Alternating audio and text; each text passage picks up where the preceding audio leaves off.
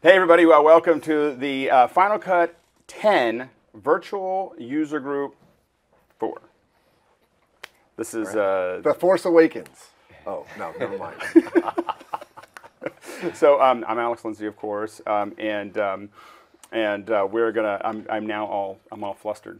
So I'm gonna introduce everybody by their first name, so I don't get caught up in the mess up. Sam is back. You know Sam, right? There's Sam. We've got Mark, Steve, and Mike. And is it Michael or Mike? It's Mike or Michael, but Mike is what I generally go by. That's what I thought. Okay, because I was calling you Michael before. And then when we got done editing, so Michael's up doing some editing. Mike was up here doing some editing with us, and everyone was calling him Mike at the end, and I was like, why am I calling him Michael? So anyway, so it was. It's okay, Alexander. That's one thing. There's a lot of Alexanders in my family, but no one actually. I don't think any of us were ever called Alexander, except I had a. Somehow my .Mac at some point it pulled it and it's all capital Alexander Lindsay, and have you ever noticed I can't get rid of it? Like every once in a while somebody still emails me to Alexander Lindsay. Anyway, it's a whole other thing. So we're back. We've got tips, all kinds of cool tips. Okay. Yep, lots of stuff. And then we also have, of course, answering your questions. Now, one of the cool things that we did on this one is that we actually opened up the questions, which we'll do more often, and we maybe even do more ahead of time. There's a little bit of management on our side to do that, so we're kind of careful about not doing it too long because we have to watch for spam and all this other stuff. So, but we opened it up early, so we have lots of questions. They've been voted on. People are excited, so we'll jump into it. Do we want to start with a tip, or do we want to start with a question? That's the hard thing. I would start with a tip. Okay, who's going first? I think Steve has the most. Steve always wants to I've seen in a long time. Steve. And it's all queued up. There, look at him. Look at him. We've been talking about it. He's ready. He's thinking about it. Okay. All right. What do you got for us, Steve? Well, we're all filmmakers here at this table, and I've been reading a lot of the comments on the previous virtual user group, and there are a lot of people want to know, well, what are some of your personal ways you use Final Cut for your filmmaking endeavors? Do you use Final Cut Pro in pre-production? Mike talked the last one about pre-visualization. He had that really cool monkey in a plane. Visual effects. Yes, visual effects. Yes.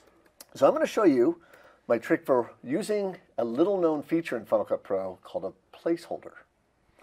Now, placeholders can be found in one of two places.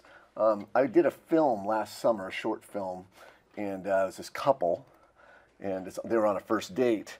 And I needed to communicate to the director of photography kind of what I wanted to happen in the first shot. So you can hear a nice cityscape, got a couple walking into frame, and then they have this conversation. It's this little cat and mouse. It's kind of a power play conversation. But I needed to think about how I wanted to establish the couple, who they were, where they're at. And I want to do it in a way that didn't take me to a legal pad and a piece of paper and a pen. I wanted to use Final Cut. So I'm going to go ahead and open up a timeline here. I'm going to go ahead and clear this out here so I can start from scratch. There's a storyboard feature built right into Final Cut Pro. As I mentioned, it's a placeholder. And if you go to the edit menu, I'll show you two places for it. You can go down here to Insert Generator, Placeholder, Option Command W. And of course, there's no clips in the timeline, so I have to pick a resolution and frame rate. I'm going to click OK. And you'll notice in the viewer, I get this little storyboard-like looking image of these little avatars. Two people standing there, right? So what I'm going to do is open up the inspector by pressing Command 4. And all of the parameters for how you control this little storyboard image have been published by somebody. And the things that are very useful here is that you can make it a long shot, a medium, close-up, and you could set up kind of how you want the visuals to be displayed. And I want an establishing shot. You saw the couple. I want an establishing shot of the city. So I'll say, all right, let's see. Let's go with a long shot. And maybe I don't want to see the couple first, and maybe I just want an establishing shot. And then down here under background, it says pastoral. Maybe I want to choose distant city. And there's a nice little distant city. And I know this thing takes place around sundown, so I can go over here and set sky. I can give it a cloudy sky, or I can give it a, where's the sundown? Sunset. Yeah, Second to last one. Yes. Is there can you upload images to this, or it's all stuff that's just built in? It's just built in. Yeah. I have a feature request. All right. For Apple, if you're watching. So there's a nice sunset-y, right? So there it is.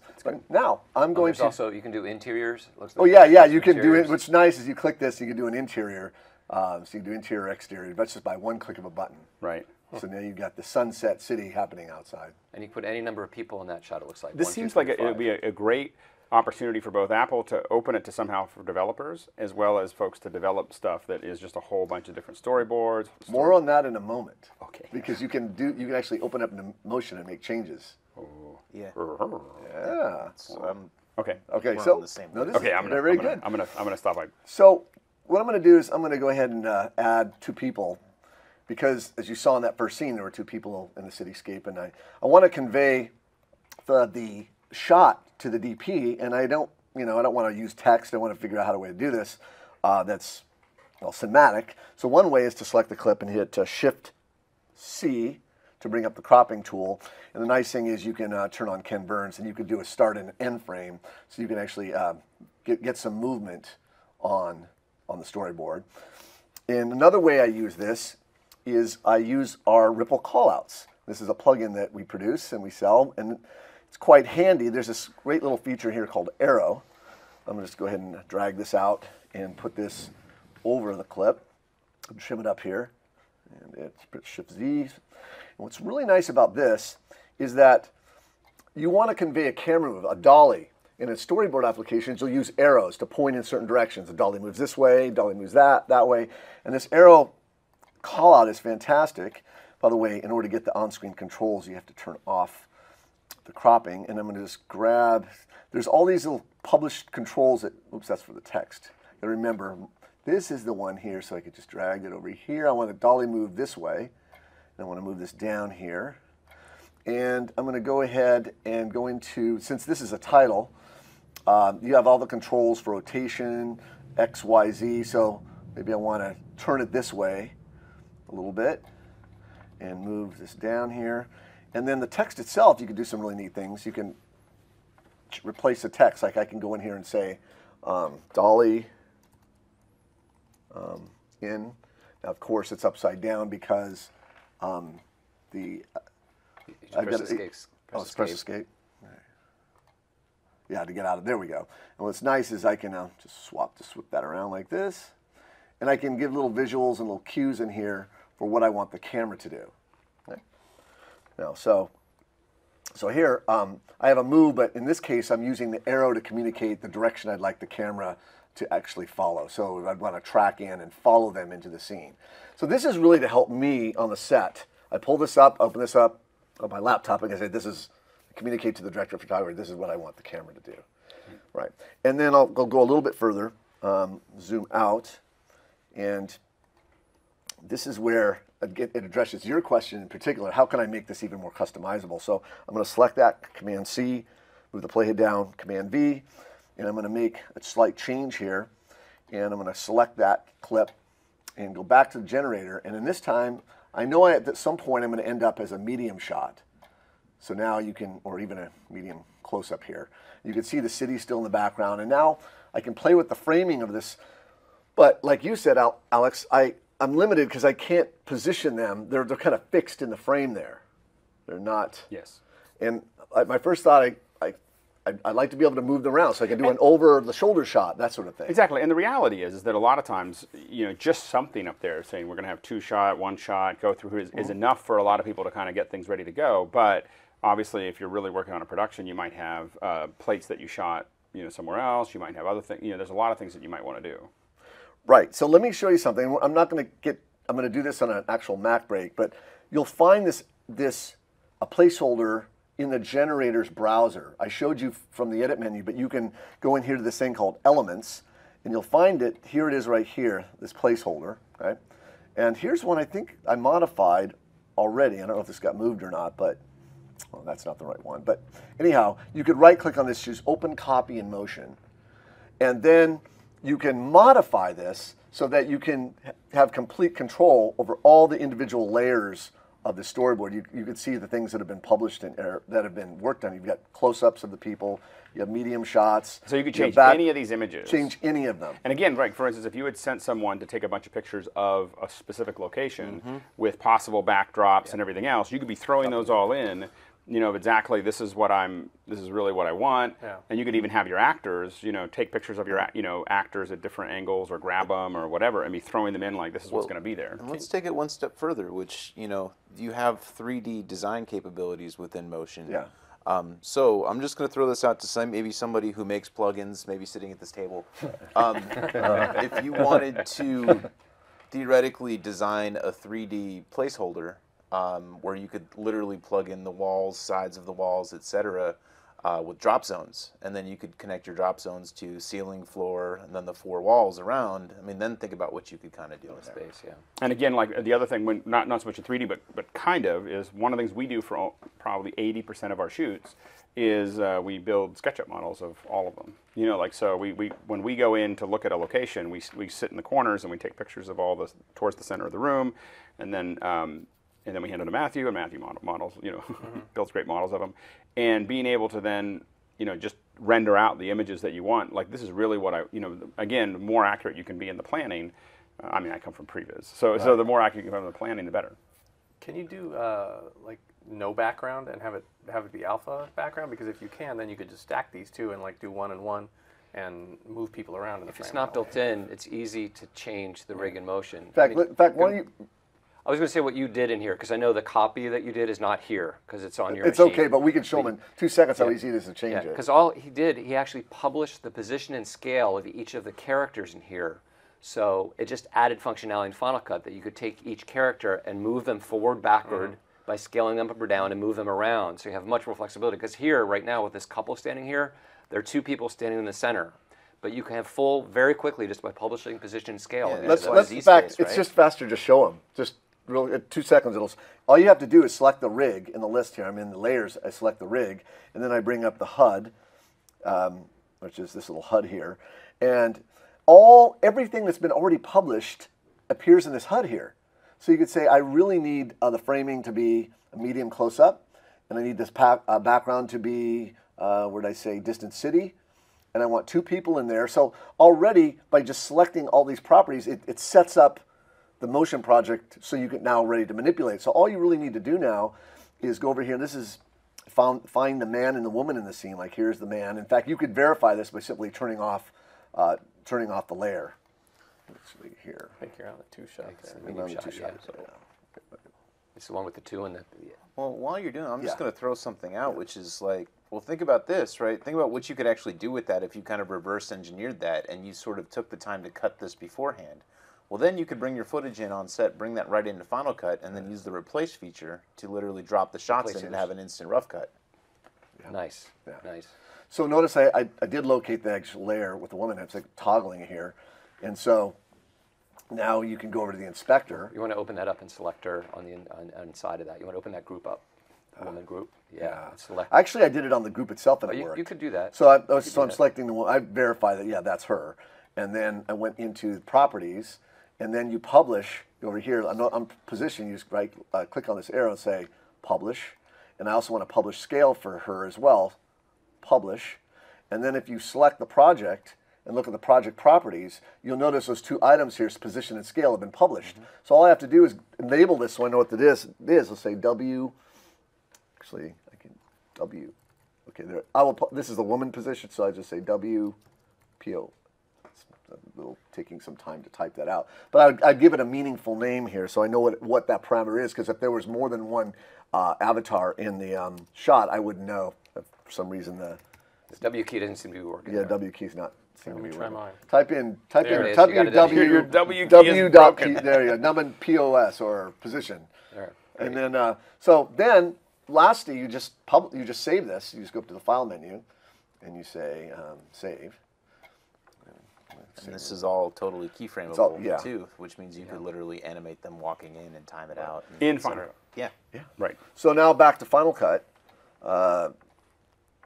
If you go into Elements, there should be a copy of that. There it is right there. So I'm going to go ahead and drop that in there, replace that. And you'll notice now when I Well, go back. It starts out with the scene you set up, so you don't have to go change it again. It's got the But notice now, look what I now have the ability to position her where I want, up or down, and I can make it more of a over the shoulder shot, just by publishing those two simple parameters. And if you did the Z space, then you have the depth as well in there. If it's a although he's cheating Z space by scale, Oh, right? He's using scale to essentially do a mover forward in the shot. awesome.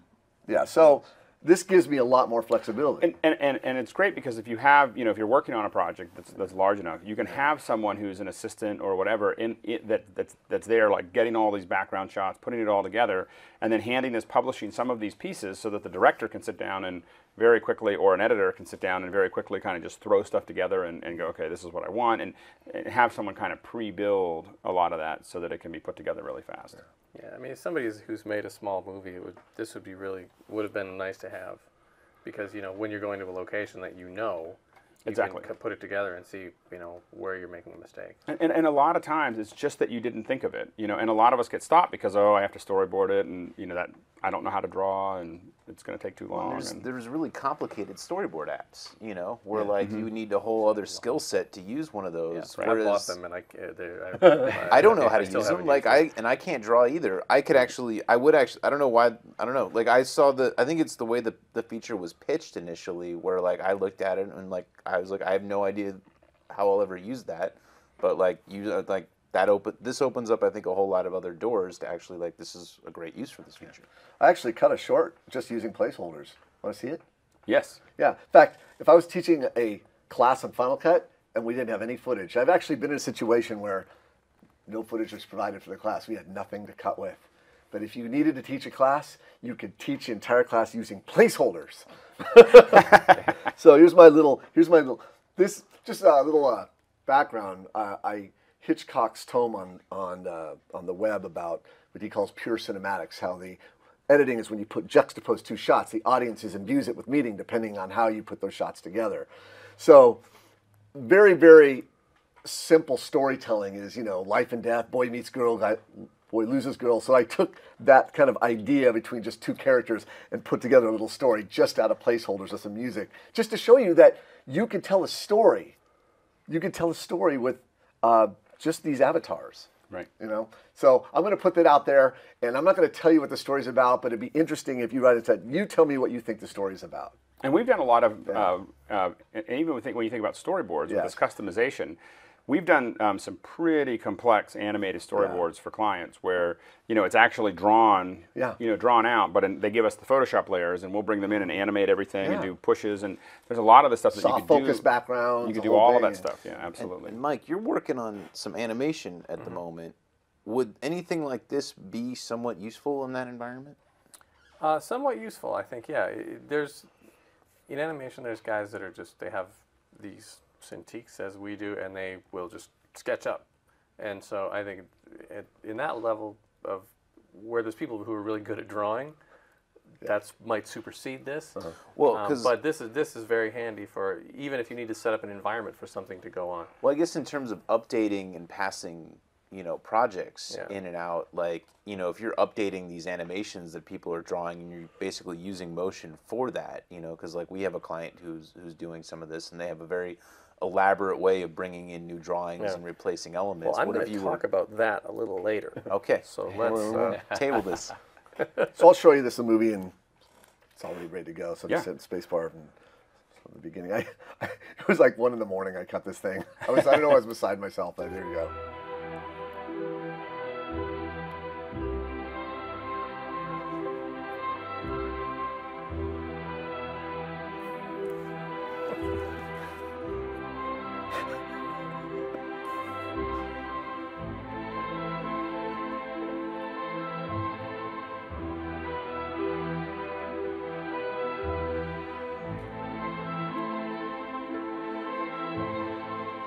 So that's as far as I got, but there's a story there.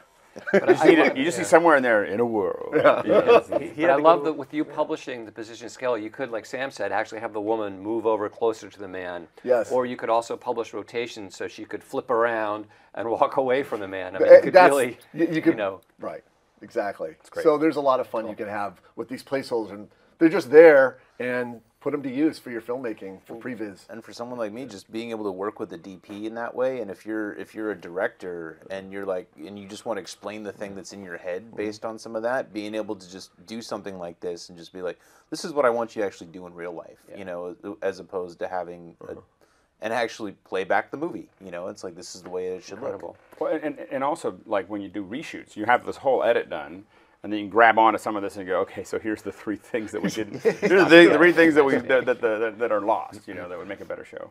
I also love it's an example of taking motion to increase the functionality of Final Cut in a really quick and easy way. Yeah. I just think it's a great example. That's great. Great Awesome. tip. Awesome. Okay, so that we have a couple questions. We do. When you open it before, I the know. show, I don't know if we're going to open it before. Yeah, exactly. It's a little overwhelming, you know. Yeah. So the first question comes from Ronnie Cortens from Belgium.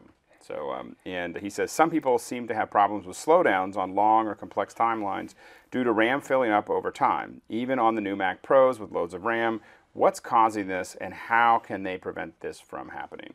And I think we saw a whole bunch of stuff. We were doing a whole bunch of edits, and even I was doing edits recently where on a Mac Pro or on a series of Mac Pros where we saw a lot of hitches.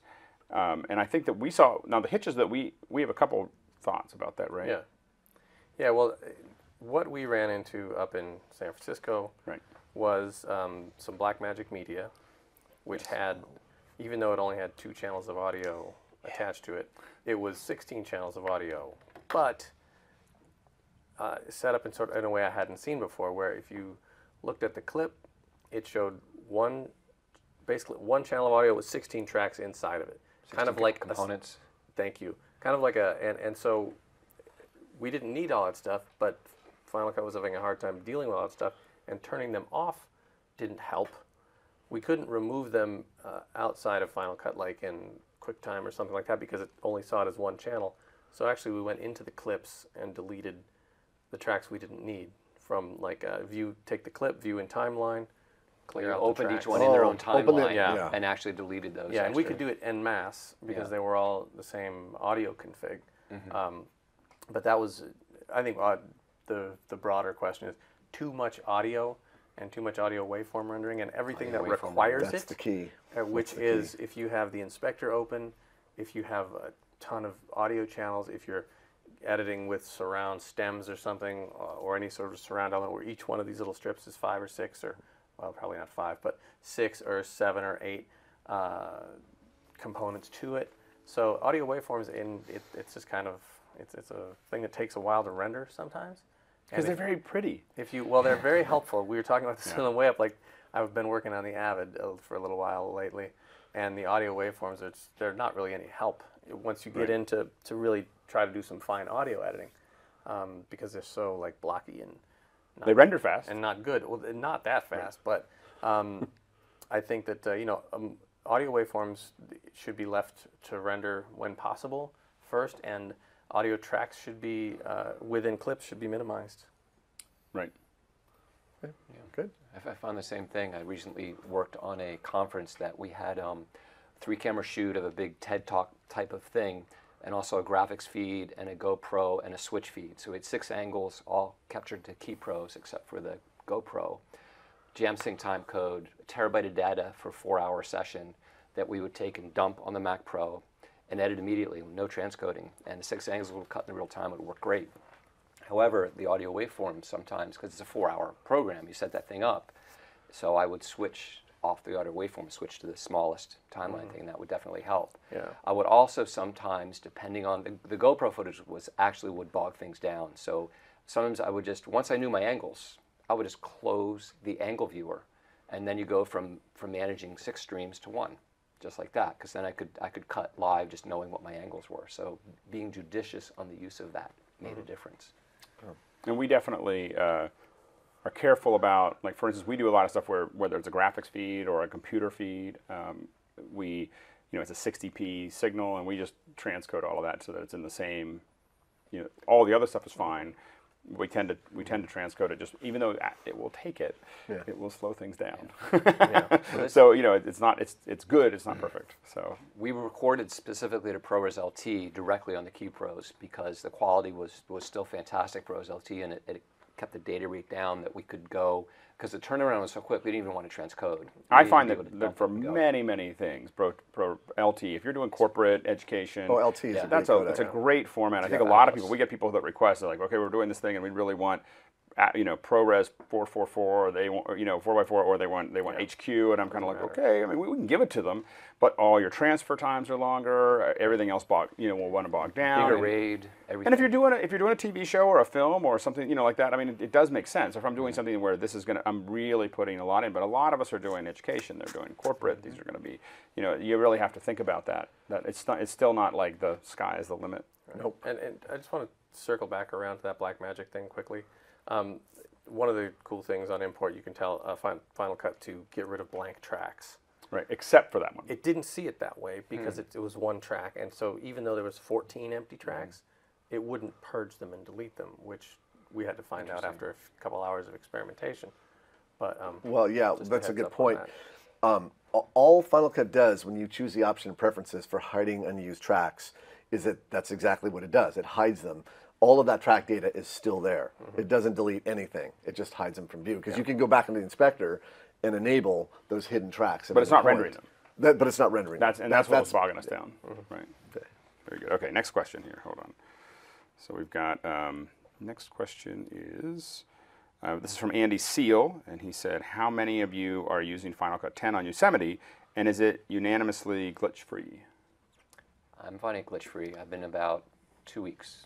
But I've been using a lot, and I cut that huge project we did on Yosemite, and worked great. That was 13 days straight editing of multi-terabyte stuff, all on Yosemite, and worked fantastic. No problems. Yeah, 2 days.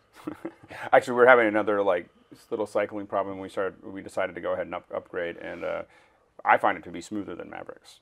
It is responsive. The only thing I found was, and I know there's a better solution to this now, but Snaps Pro doesn't work on Yosemite, and I'm just so used to it. There's a weekly thing I do for Pro Video Coalition for an article, and I just grab screenshots with Snaps Pro, and it looks like it works, but it doesn't do anything. Now I will say that what we use for this, this is not the cheap way to do this. That's a Huey flying over right now. Is it? Yeah.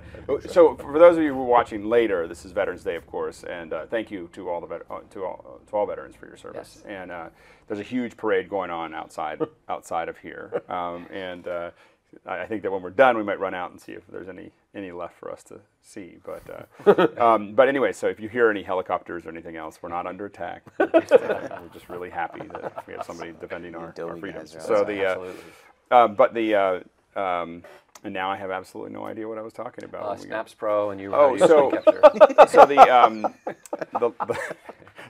The more expensive way, if you really do a lot of screen, I mean, we do hours and hours and hours a week worth of screen captures, and Snaps Pro and any capture, whether it's Final Cut, whether it's QuickTime or Snaps Pro or ScreenFlow or any of these other ones, they are using some of your CPU. So if you're trying to capture something that is CPU intensive, or even GPU intensive in some cases, you may want to think about having an external recorder manage that. So the way we do that for a lot of our stuff is that we will use and some people might have tried to do this with a Key Pro, and Key Pros tend not to handle the 60p very well. I don't know if they still have that problem, but for a long time they did. So what we'll tend to do is use a Pix 240. This is a sound device, and then I think they may have a Pix 240. It takes an HDMI in. 60p doesn't bother it at all. So that you can put in our 30p, 1080 30p or whatever. You can pop it right in, and the Pix will be just fine. And then out of the Pix, we then put it into a monitor. And the reason we do that is because we don't want two monitors, and then we'll close our laptop, so that the GPU is not running to the screen. What? Oh, because it's not running two. It's not running two screens. Like literally, like when you're trying to get the most performance out of a record, what we'll do is we'll go into the Pix and then we'll go out to the HTC where we'll shut this. And if you have your keyboard plugged in, of course, to your laptop, the laptop will stay on. And it'll say external keyboard and a keyboard, and it'll go, okay, I'm still supposed to be working here. And so now you have only a single hit to the computer, which does make a difference in heavy CPU and GPU. And then you just hit record, on it. And what you're getting out of it also, the other advantage of it is what you're getting out of it is ProRes. It's a ProRes recording of your screen without any kind of tearing, any kind of, for a lot of stuff, Fast and Furious, and a lot of stuff, that's a little bit heavy, but just but when you're doing hours and hours of it, it starts to pay itself off. And then so anyway. I did see there was one piece of software that I was checking out, which they said there was an update coming for Yosemite, which was the Do-Re-Mi DCP software, and it was working, but not working entirely correctly as far as exporting is concerned. And they said there's an update coming for Yosemite.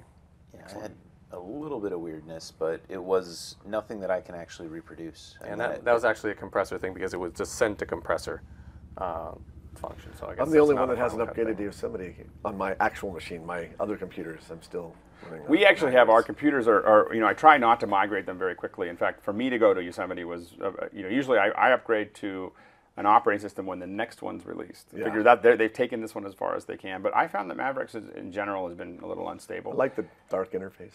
Yeah, no, it's nice. We still have a series of computers that are on 10.8.6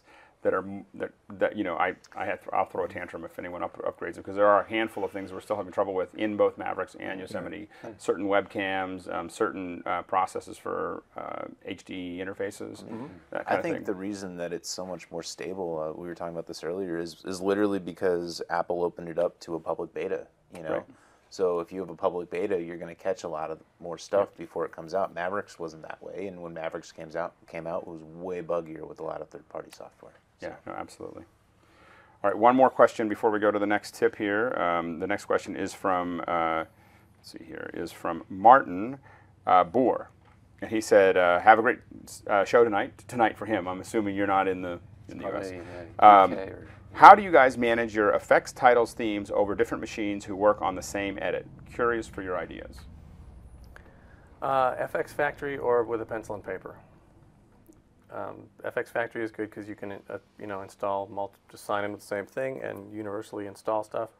Or for certain ones that don't go that way, like the Slice X and all that, just be sure you're installed, because they will. He sent me a tweet about this earlier, but they will. If, for example, there was a time when we were using the Coremelt Slice X, right, tracking software, and one computer had updated and one computer hadn't updated, and only part of the effect showed up, like where it was a blur with a section that was carved out to create sort of a depth of field thing, and all it was blurry on one machine, and it was fine on the other. So just being sure you're on the same version. If it's not something that's in FX Factory, which I initially didn't like and now do like, you kind of just have to keep track of it. And that's true if you're making your own custom effects. There's actually two ways to do it. One is those custom effects need to be installed in every machine in that very specific directory in movies, motion templates, in the right effect. There is an alternative. If you are on a network, you can install them in a network and create a symlink from your motion templates folder to that folder on the network. It can't be an alias, it has to be a symlink. Use a terminal or other ways to create an actual symlink, and that way it's supposed to work. I haven't done it directly, so I can't absolutely verify, but I've had several people tell me they use that workflow. That's the Jedi. Why can't we put it in iCloud? Like, why can't we put the movies templates folder into iCloud is kind of my big question. Why don't birds suddenly appear? Every time you're near. I didn't expect that one, Mark. Dropbox, I mean, it seems like it would be an obvious, like, why does it have to live in this I one? like it. No, I like it. It's a great idea. All right, who's next? I'll go. Okay. All right. I have nothing to show on the screen. It's just philosophy. I've been working for the last few weeks, maybe a month, on animated features, and all of them have been in the stage of storyboards and scratch dialogue and recording. It's all temp stuff, and it's so much fun, and it's a good time, and it's on the Avid. And having come back to the Avid, it's very, I don't like it. I think it's slow and stodgy, but that's another story. I think and I've been thinking a lot about how Final Cut would apply in an animation world, and I finally have come up with a reason to use lots of compound clips and snapshots. which I've always sort of, well, compound clips are just nests and snapshots. I have no idea why anyone would want to use one, but now I do. If you're cutting an animated sequence, you will have, in its essence, elements which will be replaced over time by better versions. And this would kind of apply to visual effects as well. So if you have in an animation sequence, let's say 300 drawings, which is not unreasonable on one of these big animated movies, and it's a still frame and a still frame and a still frame, and they all come from Photoshop. And you can either have the Photoshop files as PSDs, and you can turn on and off layers, or you could have JPEGs that were imported or something else. If you start with putting each shot into a compound clip, and then edit with compound clips as you go, when you get updated boards, you add them to your compound clips, and everything universally will update unless you've snapshotted it and you wanted to freeze it in time, which I love this idea because often, very often, in visual effects, in animation, where were we a month ago or a year ago in the case of animation, because these movies go on forever. And you can see where you were a year ago with the current art that exists in animation, which I think is really cool. And earlier, we were talking about optimizing Photoshop files to ProRes. And this is where I think it could apply in an interesting way. And this is all philosophy. I have no proof of this whatsoever. But where I think it could apply in an interesting way is if you're delivered Photoshop files, let's say to a Dropbox or an iCloud, and you take the folder, which is your delivery folder, and you drag it into your photo viewer in Final Cut. And now I can use the screen. If you drag it in here, you can put any folder in there, and all the pictures are going to show up. So all of your artists, all 5 of us artists, can access that because it's independent of the library. All the versions of all the Photoshop files could be there just for our perusal. And if we need to update something, we can drag it in. It can generate a ProRes of the current layer configuration. And we can edit with the ProRes because Photoshop files need to be rendered.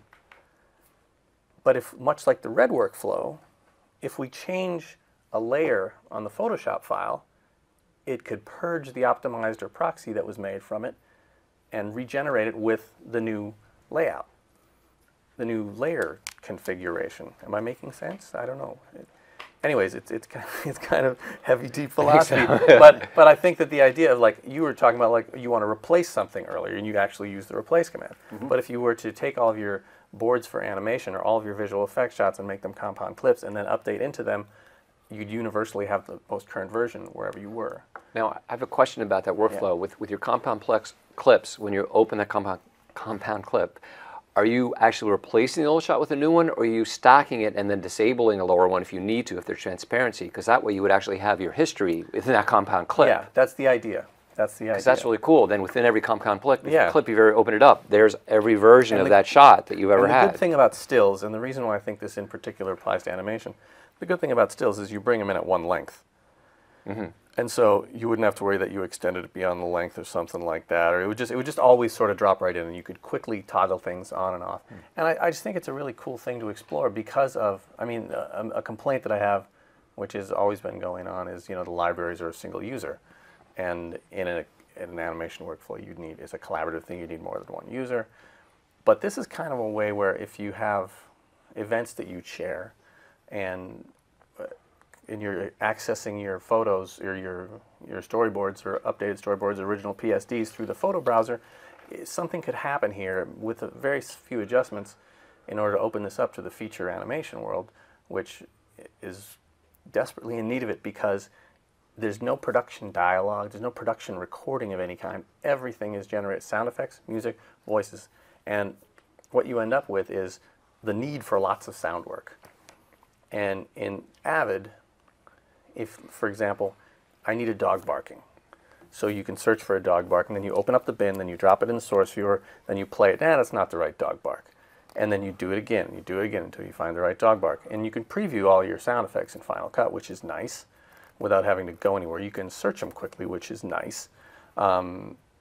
Same thing with music, same thing with backgrounds, all that. So I think it's just an interesting thing to think about as far as like being able to take on a major animation project, which would be way faster in Final Cut. Well, and definitely figuring out ways to automate the entire, how you update things is really important. When one of the things that, a lot of us think when we're working on little projects that, for a visual effects firm, and I worked for a larger one a long time ago, and one of the things that's really interesting is that when you have a whole bunch of people working on a project, you have 20 or 30 people sometimes working on one single shot, and when the renderer would turn on to render that shot, it said, go get the latest background with the latest rotoscoping, with the latest, is grabbing all of their work and it just pulls it all in and then spits out frames. The frames that need to be done, but it's grabbing all of that individual work that everybody's working on at that moment. And literally, if it would grab whatever they had sent out, whatever they had saved, it just grabbed onto that, which caused all kinds of.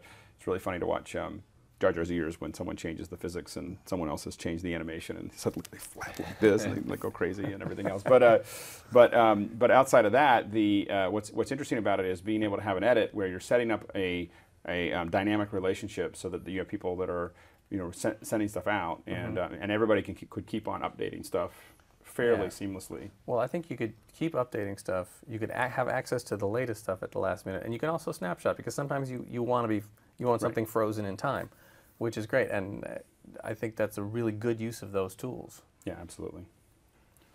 I have to ask you, Mike, how has it been switching back over to Avid? Sam, that is I love that smile on your face. Camera on Mestman. I think it's really difficult. I think it's horrible, to be honest. I think certain things take significantly more time. I was asked to do a DME, and I think I tweeted about this publicly, so it's not any surprise.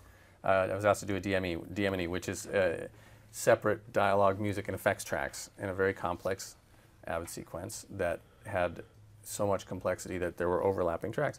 And to dissect that in order to make a DME, it was about 4 to 5 hours worth of work, and it would have been literally 10 minutes with rolls in Final Cut, presuming you'd properly assign things. So yeah, but I think it's clunky to edit. There's so many things that are much faster on Final Cut, and I don't think that's subjective. But have you found it more professional? No. Only the project sharing and the morph tool. Other than that, no. And I think that a lot of it is once you start really embracing the way Final Cut works. Again, I always look at it like I would never want to go back. I left. I mean, I worked on a couple of Final Cut 10 projects, went back to 7, and I was like, oh, I can't do this anymore. Like literally, it was ruined for me. And I open up some of the other apps, and there's definitely things there's creature comforts that I've had for a decade or whatever, or 2 decades of editing, and that I miss, and I still like, oh, how am I going to do this? But I find that when I'm really embracing the workflow, it is just so much faster than everything else I've done that I just kind of look back and like I'm not gonna I'm just gonna keep on plugging through. Yeah, well, simple tasks are not simple, and I think that's the thing where to extend a piece of audio on a complex track layout, audio layout, whatever, connected audio, to extend a piece of audio on Final Cut is you grab the audio and you pull it. To extend the same piece of audio on an Avid is to disable all the tracks, enable the track you want, put the cursor where you want it, go into trim mode, use your arrow keys or whatever, and it's just... That hurts just listening. Yeah, it does, right? Well, I think that there's so much We're going to lose listeners just as you describe this. Sorry. Like, oh, there's just so much time spent like fiddling with the technical aspects of it to get where you want to be. That it makes the actual edit very dramatic because you've had to do so much setup for it. Now I'm actually going to do it. It's taking time away from editing, and that's a problem for me when I'm on limited time. Absolutely. Very good. But it's more professional though, right? He just keeps on needling that in. He's not going to give that up. All right. We got some more questions here. I think I have some more questions here. We're always testing something. It's a Humvee rolling. A Humvee rolling by. No, that sounds like a jet. That's a jet. Yeah. Okay, this one is from Micah Blazer in Amsterdam, Netherlands. And he said, is there a quick way to match frame... no, let's see here, hold on. Is there a quick way to match a multi-clip from the timeline? If you press F, you get to the multi-clip. I want to get to it directly to an underlying clip. But no. There's not, and it's a great feature request. We're all aware that's something needed. We want to match to the source clip inside the multicam clip, not the multicam container. Or that's just finalize the multicam clip. What? I just want to finalize the multicam You want to collapse what you would have done in Legacy Final Cut. Yeah, there should be finalized for everything, compounds, multicams. But the other way to do it is double-click on the multicam and open it up, and then match back to that. Yeah. But even then, you lose your place, though. That's the problem. Yeah, you lose your My playhead's over here. No, it's over here. No, the playhead's over here. I have that constantly in this multicam edit where I'm getting audience reaction shots. You need to throw in some audience reaction shots, and I want to match the audience pretty good, and I can slip in the multicam to get around there, but I want to look at that whole angle from that point. I want to match frame back to it. Yeah. You open the multicam editor, and you're somewhere else. And Yep. much needed feature request. Great So one. no, we know, we feel your pain. Next question is from Chris France in Washington, D.C. He said, is there any way to select connected clips, secondary storyline in the timeline using only the keyboard? Chris is a big keyboard guy. I don't think so. I've tried. I've played with it too. I don't see a way to do it. There you have it. All right. Sorry, I wish we had a better answer for you there. All right. Well, All you right. can Chris, maybe give us group an them. answer we can say yes to. I know. All right. Secondary storylines, theoretically, you could do that. How's that? You can select the secondary storyline with a keyboard shortcut? Oh, well, no. I mean, actually, Michael Garber and I were talking about this at some point, and I didn't understand what he wanted, but you see this little target indicator on the screen That's here? the active clip indicator. Yes. Or whatever that The thing little is, white the ball. the little ball, the bouncing ball. Yeah. I would love to be able to Yes. move that around Yes. in the timeline. Yes. Because at which point, then I would be able to select and shift select across and Like some of these other hold a things. modifier key and have it Yeah. pop up or down. Yeah. And then push C to select Totally. and Totally. Yes. Agreed. Next question is from Chris. He's got the next most popular question as well. He said, is there any way to auto assign roles on import? sync and link. Sync and link. Yeah, sync and link will do it. And actually, the latest update, Mike can talk a little bit deeper about this. Well, basically, if you send your clips in and you match what sync and link does is it matches time code to clips and creates synchronized clips in your event based on that. But what it also does is there's a little checkbox where you can have it take the component names and create sub-roles based on the component names and bring those back in. And what it used to do was only apply this to synchronized clips that it was synced, and it didn't do that for non-sync clips. But in the recent update, that has been changed. So the way to do that is sync and link. But the short answer for Chris is no. I mean, Final Cut doesn't do it, but it should. It should offer that as part of the import options. It's pretty smart about the generalities, where it's pretty smart about video and dialogue and music and effects, especially if they come through the effects browser. Right. But not the way he wants it, which is, I think, import media and then give it a role. That said, too many roles are a bad thing. Right. Although I do think it is the biggest thing that I'd love to see fixed is being able to tag components from the inspector, and the fact that you can't do that currently makes tagging roles later on in your edit way harder than it probably should be. So just to clarify, the way you're having to tag a specific role is you have to reveal the components, select that specific component, and then assign a role to it. You have to open it in timeline, Right, in the expand it if you want to do it in the event browser. Otherwise, if you want to do it in the timeline, you can do it across multiple clips. Right. But I don't want to have to do that. I want to be able to expand my components or just select a component because they're all listed You're there talking anyway. about sub roles Yeah. for components. You Yes. you can do, at the very basic level, you can select a bunch of audio, a bunch of picture, and call it dialogue, or Right. call it this. But to get in and do the sub roles, you have to dig in. So in scripted, if you have a bunch of people with lav mics on them, for instance, and you've gone through the trouble of naming all of your, mics after a given thing, well, I would love to just have a role based on that, so I can send out an AAF and have those appear in, Logic or Pro Tools. But you can't do that this way unless you open up individually or do it at the end in the timeline with the edits Right. you've already done. So it's a problem. Okay. One more, and then we're going to go to the tip. So we've got, this is from John Barker, and he said, time for a new computer. What's the best prep I can do for a seamless transfer onto a new Mac? So moving Final Cut. The best part of it is you go to your app store and you say, install everything, you know, and that gets you most of the way. I have to say I'm a big fan of the App Store now. I use ScreenFlow quite heavily.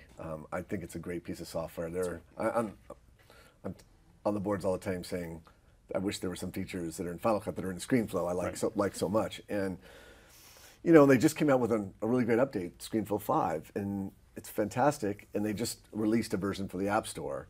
And I thought, well, they're going to have the upgrade, or I could buy it on the App Store and not get the upgrade. But I like not get the upgrade price. Not the upgrade price, but I like the idea of having all my apps managed by the App Store. And if I need it on that computer, I just download it. I don't have to remember, oh, I got to get the license for that computer. Oh, where are my licenses? It's just a nightmare. I'd rather have the convenience of having it in the App Store than maintaining all these stupid licenses. Yeah, it's ridiculous. I think even if you do carbon copy or whatever, you lose some of your licenses. And I almost never do carbon copy because I don't want to move. I see buying a new Mac, I have to admit, as a way to start with a clean fresh. slate. Yeah, because you get all those. I very carefully add, you know, now and all my like all my mail now is all. I mean, it's IMAP.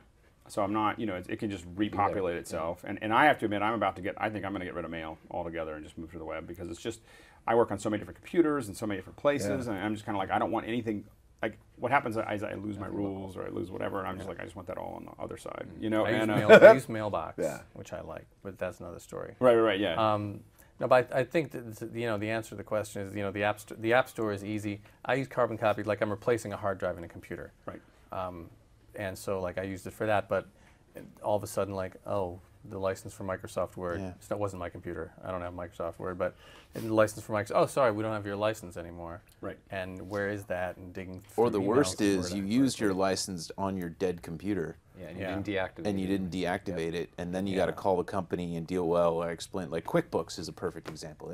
They're the worst. Anyway, sorry.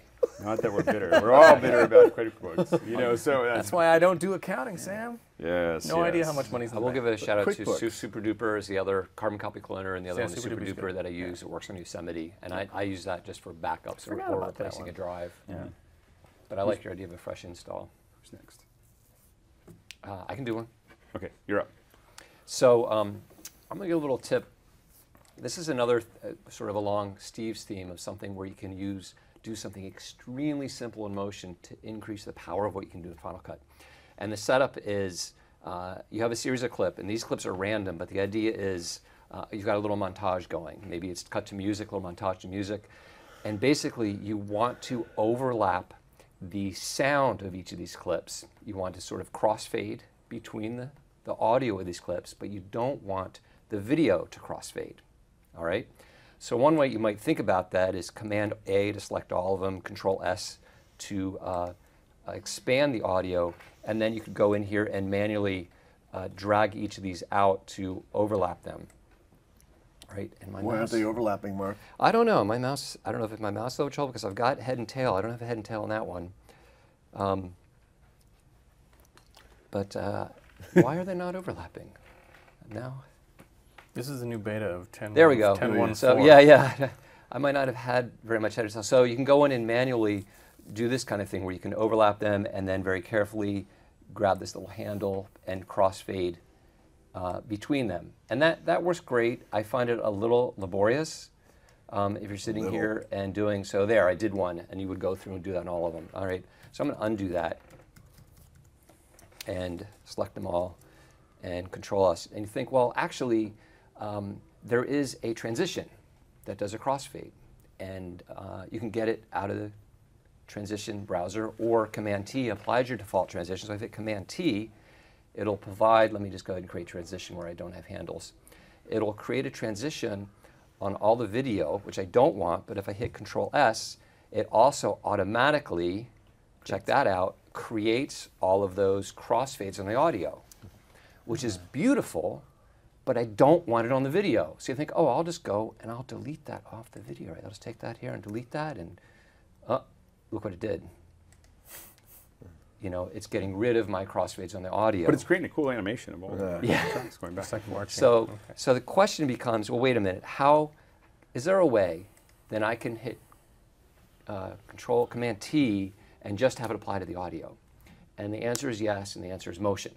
But it's super simple. So this, we've done other things. We said we don't need to know much motion. This is all you need about motion. You need to have it, and you want to open it and create a Final Cut transition project. So I'm in, when you launch motion, you get this dialog. So I'm going to choose a Final Cut transition project. I'm going to open it. I don't know what this thing is. I don't know how it works. I don't care. I'm going to hit Command S to save. Okay? Do not care. And I'm going to call it Audio Crossfade. And maybe I'll call it 2. I think I've probably done this before already. And I'm going to give it a category. I'll put it in this custom category, and I'll push publish. Okay? So I did nothing. I'm out of motion. I'm done with motion. And I'm back to Final Cut. That was it. So now I'm going to Command A to select everything. I'm going to go to my transitions browser. Moaning over there. And I'll go to my little custom category I created there. There's my audio 2. I'll double click it to apply it. And I'll say, yes, go ahead and create the transition. And what this did, it looks like there's a crossfade, but it does not affect the video because the default transition in motion is a straight cut. So it looks like there's a transition going across there, but notice I'm going straight from one clip to the next. And if I still press Control S, I have the best of both worlds now because I've got, Shift Z to fit it to the window, I've got my checkerboard and my overlapping audio, but my straight cuts on my video. So super easy way just to So if you launch still motion and delete do that it. transition, it's, the crossfade's still going to go away. Yeah, yeah, but the crossfade's not doing anything. It's not crossfading. It's a the phantom video. crossfade. It's a phantom crossfade, yeah. Maybe I don't. Can't you just drop the audio down and do a dissolve between the two of them? Nope. Can I show you the other technique? Yes, you can. Well, Let's undo. Let's Yeah. so there's the audio. Okay, so I mean, if you can't like Try it. try it. Because yeah, I mean, I might be missing something. Well, There might did be you have to something- detach the audio to do it? Yes. Okay, the yeah, key. so, okay. If you detach the audio, Yeah. you can throw an audio, you can transition, yes. Right, yeah, but then, so- But it's detached. But it's detached. yeah, and it's detached, and that's not always.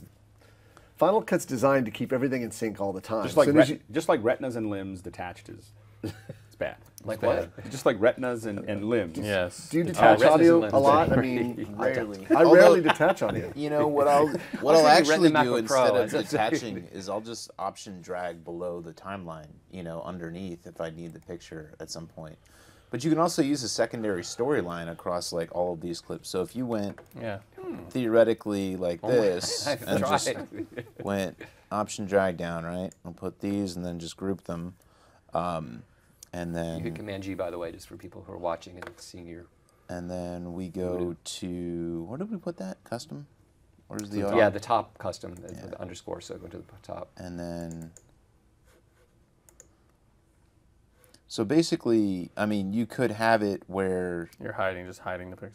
yeah, you're hiding the picture there, and then You're hiding everything's the kind of in the row there, and you can have them and adjust that way. And the moral of the story, though, is you can do effects with motion, or you can detach it, or you can request that Apple lets us Make do it crossfades work. and audio. Well, you that know? was, I did a video a few weeks back on 10 top things I want in Final Cut, and right number 2, I forget what number it was, just give me the ability to drag over the top. And remember Soundtrack Pro automatically created a crossfade as soon as you Yep. cross the boundary of the clip. That's the way it should be. It really should. Yep, absolutely. Yeah. Okay. In the meantime, In the meantime, that'll Until then, Yeah. whenever that might be. Okay, next question here we have is from Apple TV. that was a cool trick though, Mark. I didn't know anything about It motion. really I- is. and then it can be that quick and easy, you know, with Yeah. motion too. You know, I think people just have to, you know, that's the because it is just this great utility in a lot of ways, even if you're not using it for all the other bits. I and think that's a pieces. cool tip, Same Mark. I thing didn't know that was great. All right. Retina iMac versus Mac Pro for Final Cut 10 and motion. This is from Mike Hellers. That's a great question. That's a really interesting question. And I assume we're talking about the 5K. Yeah, I'm assuming the 5K too. I went to the Apple store and played around with it a couple of days ago, and they had Final Cut on it. And I ran, they had the 4K material, the skiing footage they demo, and I set it up. The guy standing next to me was like, "What are you doing?" I was like, "Set this up." Boom, boom, boom. Okay, set up how many angles can I play real time? And I was able to play 4 angles of ProRes real time in in best performance mode, not best quality, which is pretty good. It was 4K, ProRes LT, 4 angles on an iMac. Is the iMac Thunderbolt or Thunderbolt 2? The new one. The new one's Thunderbolt 2. Yeah. So you could theoretically put, because that might be a drive issue too. I mean, you could theoretically put an external hard drive, like a RAID that's doing SSD RAID or something that's doing 8 or. Even a Pegasus should be able to. Yeah, I would take an iMac almost any time.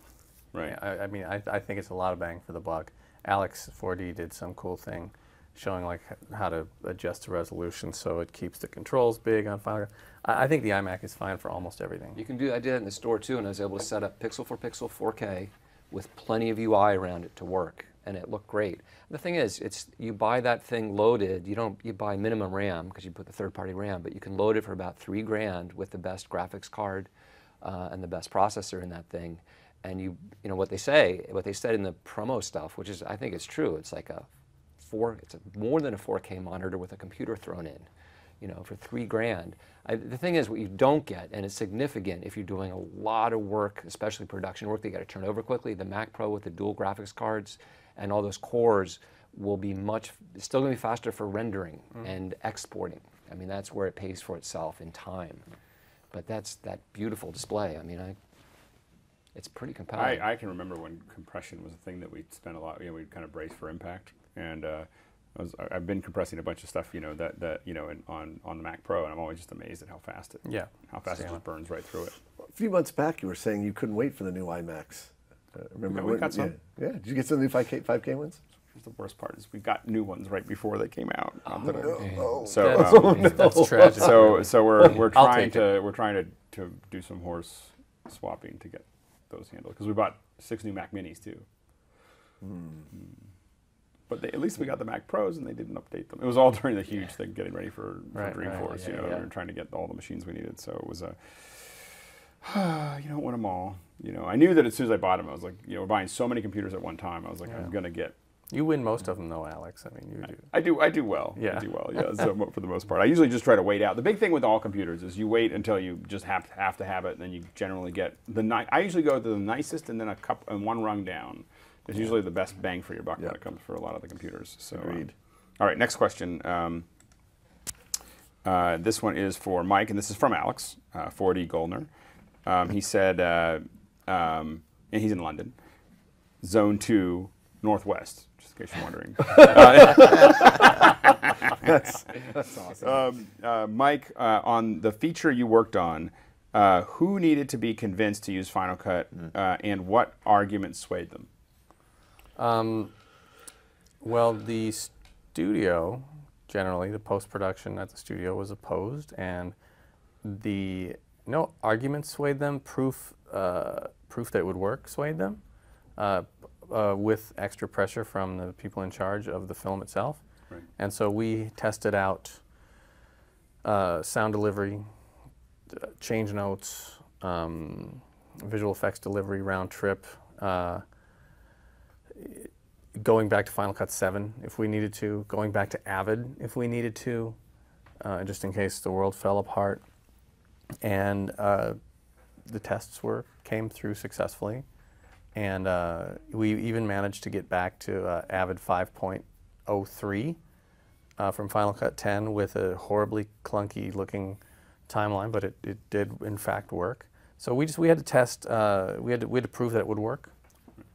And after we proved that, we went in, and there was, we had to figure some things out along the way. We upgraded software 3 or 4 times.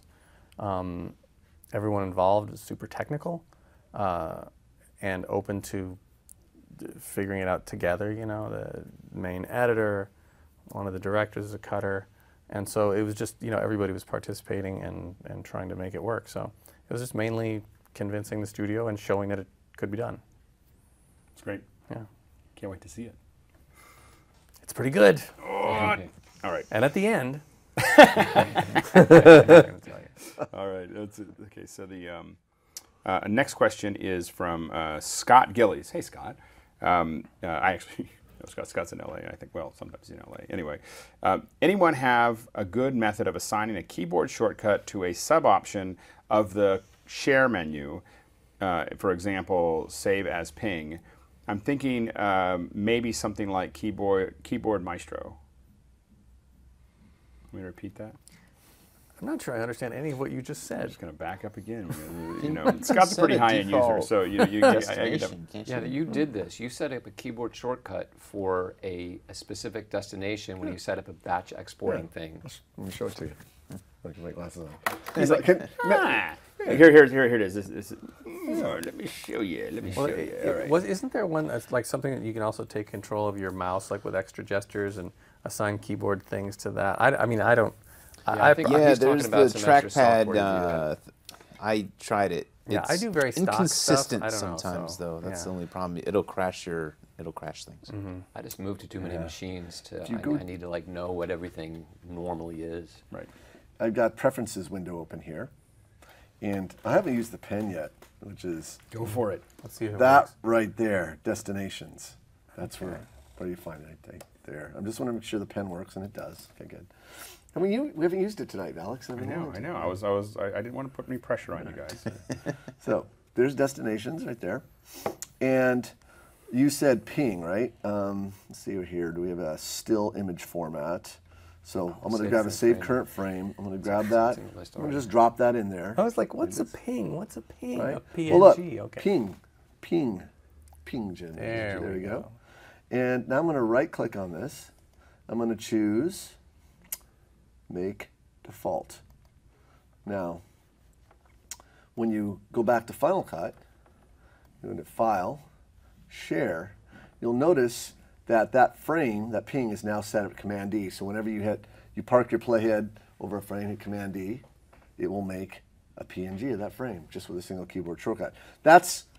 I don't know how to assign multiple keyboard shortcuts if that's what the question is with regard to the share, but that's one way of making a custom keyboard for a specific deliverable. I think you within can the share quickly menu. change the default by clicking on the share menu over here, right-clicking on the share menu, control clicking, excuse me. I'm not sure. Like if you go over here, hold on, and can you do this? There's the default, right? Right click, maybe not. I thought you Yeah, could. you have to do all of that in the preferences Okay. panel, the destination All right. pane. Yeah, now that you set that up, I'm going to have some other big job. I'm going to deliver these 4-hour programs, and I think I'm all done. I deliver the driver, and like, these are just pings. That's right. It's supposed to be a 4-hour show. It's one picture. Like, I wonder why that rendered so quickly. I actually have a question. I'm going to supersede. I'm going to jump in the middle. I had a question that I was working on something 2 days ago. Is there a way to change the interpolation of scaling in motion? Of how when you scale down, that it does something other than however the bicubic Cubic, or whatever. Not that I know of. Yeah, because it's not as sharp as After Effects when it scales down. It's doing something that, like if you take a interface, you know, Yeah. like a web interface or whatever, and you scale it down, Yeah. it's just everything's a little softer in it than. Yeah. And that issue comes to mind, but no solution. Speaking of After Effects, has anybody tried out that clip exporter Not yet. thing or the Final Cut 7 to After Effects thing? Or? Not yet. It just hit yesterday, I think. And it's like, give me a moment. It just came out. Some of us Come on, may it's be been out on the for 15 beta. minutes. I don't know. And yeah, okay. Next question here is from Nick, who says, "What are each of your #1 feature requests?" I think we get this like once a month, which is worth it. It probably is evolving. So we'll who's first? #1 feature request. I guess I'll go first. It would definitely be the ability to tag component roles. Hands down, #1. Or have the option of having my component names be component roles. Whatever it is to get my sub roles out accurately based on components would be easily the #1. Yeah, roles as regions. I've talked about this before, I know where what you're doing. Let me do it. to have like dialogue settle to the top and effects settle to the middle and music settle to the bottom. Sorry, guys. Sorry. I don't mean to interrupt you. Really not mean to interrupt you. That would be mine. Okay, excellent. Steve? Well, I know you were looking for something. yeah, I did a YouTube thing on it called 10 Things I Want. an FCP10. And I don't have just one, I have 10. And being the audio down We're going to talk about all 10. No, we're not going to talk about all 10, but the one I most want is I want motion round tripping. I mean, that's to me, I got to be able to send a clip over to motion, make change and have it update in Final Cut Pro timeline. The fact that it doesn't is, well, cumbersome, and I say that in the video. I use motion all the time, and not just to rig and publish stuff, which is a unique workflow. Just be able to, I'd like to be able to take a bunch of clips, a single clip, multiple clips, a range of clips with connected clips on top of it, send it all over to motion, have motion be able to read what's connected, what's not, and send it back as a compound clip or something like that. You know, I'm just theorizing here how it could work, but I want to be able to do it. For me, it really depends on my current pain point. I don't have any one thing that sticks with me all the time, what's ever driving me crazy in the moment, and most recently is this match frame with the multicam. I'd love to be able to match frame and multicam to the source clip. Yeah, and match frame or replace with single cam, I think, is a big deal because there's things that you just can't do on multicams. The sorry, I just got distracted by this is a good next question that we'll go to before we go to the last tip here, and this is from Scott Gillies again. Thanks, Scott. What is this panel's opinion on the new Republican Senate moving to make Ripple Mondays a national holiday? Are they overstepping their mandate? That's what we want to know. I think it's an excellent idea. Not at all. It's totally appropriate. Yeah, I think, you know, there's a lot of things I may not agree with there, but I think that Ripple Mondays and national holidays, I think we should get that off every Monday. It was just like we're all going to sit, we're going to have some Ripple, Ripple goodness. knowledge. I don't think the president would even veto it either. I think it would be awesome. Well, you know, I don't think he can really afford to go across something that's going to be so popular, you know, among the population. Yeah. You know, I think that Exactly. you just have to do it. So that was a good question. All right. Next and final tip. I guess I'm last, huh? Okay, so I know it's the user group, but there we go. So basically, we're going to show something. Do you guys know what hard links are for the most part? Or well, I'll give you a brief description of what hard links are, which are basically, it's like being able to see the same file in two different places on a hard drive. So if we go into the Finder here, I have some media, actually from Mike's movie here. And we go in here, I've got a bunch of red footage from a feature film that's living in here, and it's roughly 105 gigs, right? So if we look, I've got about 112 gigs left on this hard drive. And using some of the media management in Final Cut, we're going to make a new library here, and we'll call this test. And I'm going to put this on the same hard drive as where this footage lives. And we have our library here, and first thing we're going to do is go up into the import preferences, and we're going to, okay, leave in place is selected, that's the important one. And we're going to use some of the consolidation features in Final Cut to kind of show some of the things that you can do with Final Cut library settings that are going to save you a ton of disk space. So basically, we're going to choose this, we're going to make a new folder on the drive where we're going to consolidate all of our footage to. And we're going to call this test, right? And everything that we set is now going to go, anything that I import into this library, symlinks are going to be created directly in this library. So let's go ahead and import this footage. And I'm just going to take this folder and drag it right in here. And we'll give it a second. But basically, what's going to happen is what you would normally expect. We are still at 112 gigabytes here. All the footage is imported. If we go into, actually let's go. So basically there's nothing in this folder yet, right? Traditionally using symlinks, or if I was to do this in the library, for instance, I think actually if I open this up, it's going to, will it show symlinks in here? Should have symlinks in there, yeah, in the original media folder. So if you notice, we've got all of these symlinks linking to the event, because I haven't consolidated anything into this outside folder yet. So ordinarily, when you see these things, you're going to see these little pointers that are going to be there. Even though I've gone and set my library settings here to be into this separate folder. So theoretically, if I was to consolidate in a normal command, it's going to put all of these files in there and make actual files out of these. I'm sorry, if you were to consolidate into the library. Yeah, or into this other folder. So Test folder he just created. So here's what we're going to do. I'm just going to go ahead and do it. So I'm going to consolidate. Because you did leave in place at first. That's why there's nothing in it now. It's on the same hard drive. Right. So theoretically, this would, by consolidating, I would now have 100 gigs or so move over to this other folder, or copy over to this other folder. Yes. However, if you look at what just happened here, I've still got 112 gigs on this drive.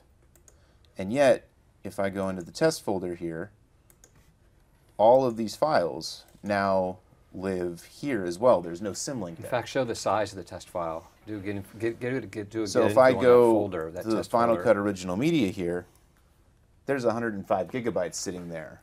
Wow, that transferred fast. It transferred fast. So literally, you're looking at these files in the exact same place, but now you're living within Final Cut's directory structure. So if you're in a SAN, you can have multiple libraries pointing back to the same directory structure, and people can be consolidating from different machines, bringing in sound effects, etc. You're going to consolidate into the same pool that other people are pointing into, and then you can put this and archive onto a separate drive and relink, and you've lost no disk space on your primary drive, and you've still got all of your media living in a separate directory. I got 2 words for that. It kind of makes you. I got two words for it. Mind. It does blow your mind a little bit, doesn't it? Because that's totally outside the box. And because and the Finder doesn't understand, because what you just showed us is that the test folder is 105 gigs, and your original shot notes folder is 105 gigs. But I've lost no space. But you've lost no space whatsoever. The Finder thinks you have from, if you look at each of those, but it tells you the total disk space is unchanged. So that's what's confusing. And it looks like if you go in there, it looks like the actual media is in each of those locations, because neither of those locations have aliases, right? It looks like the actual clip is in both locations. Well, and it is, but it's not. But it's not. It is kind of a mind cuss, isn't it? Yeah, so it's hard to process your head around it, but like once you kind of do, you realize some of the things that you can then start doing, where you can keep all of this stuff in multiple directory structures, and then depending on how you want to deliver it, you can reconnect in multiple ways. And of course, as soon as you drag any of those folders to another drive, those hard links become real solid media at that point when it goes to another volume. Yeah, exactly. So if you just need to move something over to a colorist, for instance, you would do that, consolidate in there, be on the same drive, and then you just bring it over to wherever you need to go. That was awesome. It's really good, even though we know this, some of us know this is so tweaky, and it needs to be talked about often, so till it almost becomes muscle memory for a lot of these Final Cut Pro users. Like, this makes no sense, but the more I do it, oh, I get it. Something's happening under the hood to save all of that disk space and make the copy transfer happen really quick. And honestly, if you're not in a shared environment, you don't need to understand this, because Final Cut, it's a way of Final Cut managing everything behind the scenes. So you don't need, it's like, oh, I got to really get that. I mean, if you're in a shared environment, you might want to. But if you're a shared environment, it's really, really useful. Yeah. Especially if you're working with a lot of generic plates, like that we all have these logos, we have all of this other stuff. You know, there's lots and lots of bits and pieces. I think that it's a great way to not be copying everything all over the place and having different versions and all kinds of other things going on.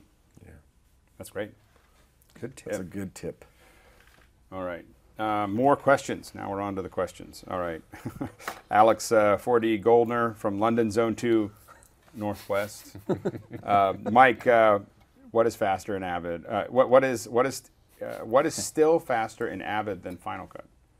So not which is faster, but what is still easier to do or faster to do in Avid than in Final Cut? Well, clearly multi-users in one project is something that's not possible in Final Cut. There's a couple things that I like being able to display source information on each window. Yeah, that's about it. I mean, I genuinely have grown to find all the flaws have revealed themselves to me. Well, and the common question is, well, and the thing that even I think about is like when I'm going to throw 35,000, 50,000, 75,000 objects at it, do you think that a Final Cut is going to, I mean, have you found that Final Cut is going to be as stable as able to manage those as Avid? Well, I can tell you from experience. I mean, on the film, there was, there's 60 some days of shooting, hundreds of scenes, 117 scenes or something, and thousands and thousands of clips, and we figured out ways to work at relatively good speed. Any large project, any system is going to take some time to open up. Avid, Final Cut 7, Final Cut X, Premiere. If you have a big project, it's going to take some time to open up. The thing which, like in this animated stuff, just going back to all the sound effects that we have, and people want, or music, and people wanting to organize intuitively, like, oh, well, I want to be able to see what any composer has done, and I want to be able to see a genre of music, and I want to know what film this temp music came from that I'm cutting. So I want to see metadata. That's what they're after. And in the Avid, we have sets of bins with exactly the same things in them, and one set of bins is inside a folder that says music by composer, music by genre, music by movie, and then you have to go through each one to figure out what it is you're looking for. And they want what's sensible, but there's not a way to implement it. Right. And that's the problem as far as I'm concerned. And it makes it slow. Right. Good question, good answer. Next question that we have here is from Nick, and he said, I don't use roles. It sounds like you guys hold roles in high regard. What are the best functions for your workflow? I imagine for roles. I think it's mostly an audio thing. So basically, if you're turning over for sound design, if you are attaching roles to your components, it will allow an AAF to open up in Logic or Pro Tools that is pretty much perfectly laid out based on component and type of microphone and basically however you designate it. And it's just like applying tags to a clip.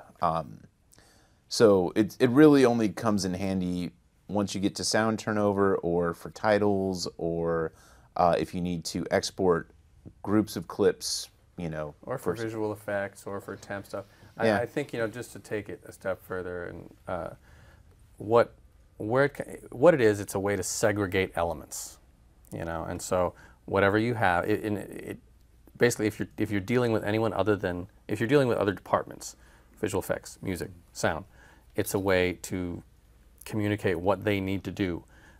You could say, I'm going to send all the music out. I'm going to send all the visual effects out. I'm going to send all the effects out. You can assign roles to your visual effects that are final. So if you have, 500 effects in your movie, as they come in, you can give them the role final. That way they're final. You can search for roles.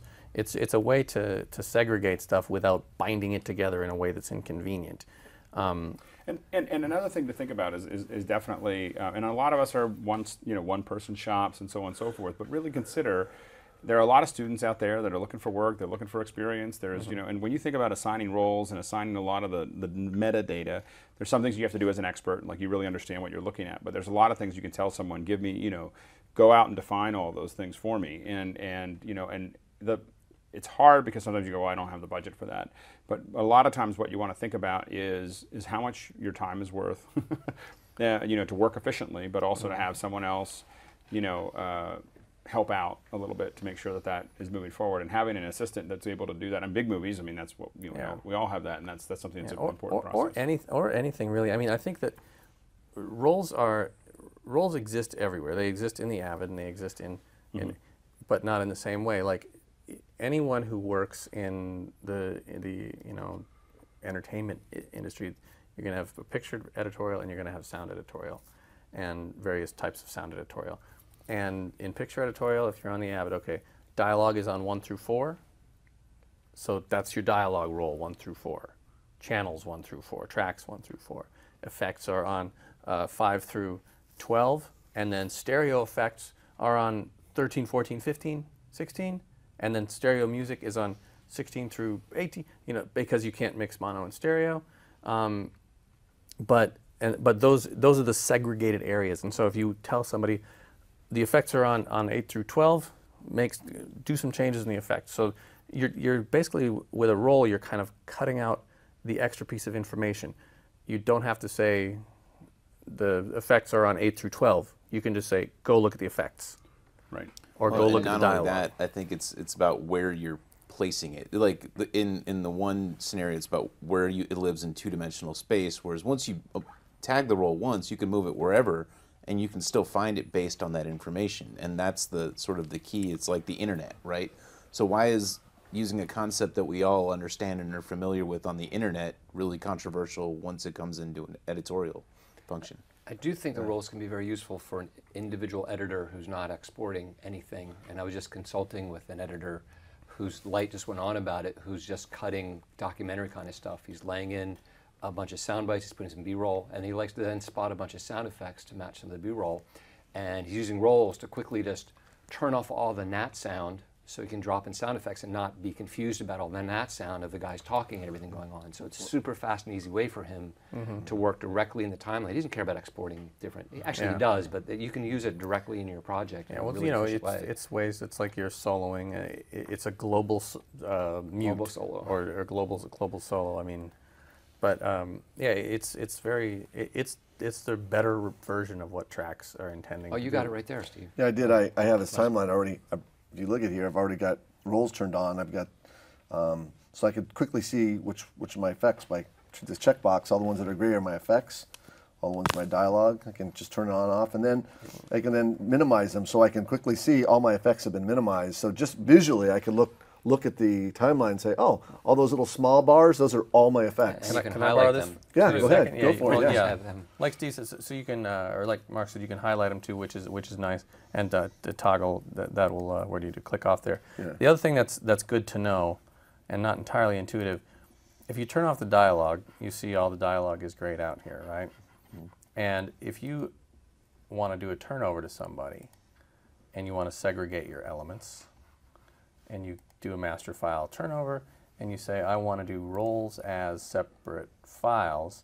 So now you've got all your roles here, dialogue and effects. Now, we had turned off the dialogue.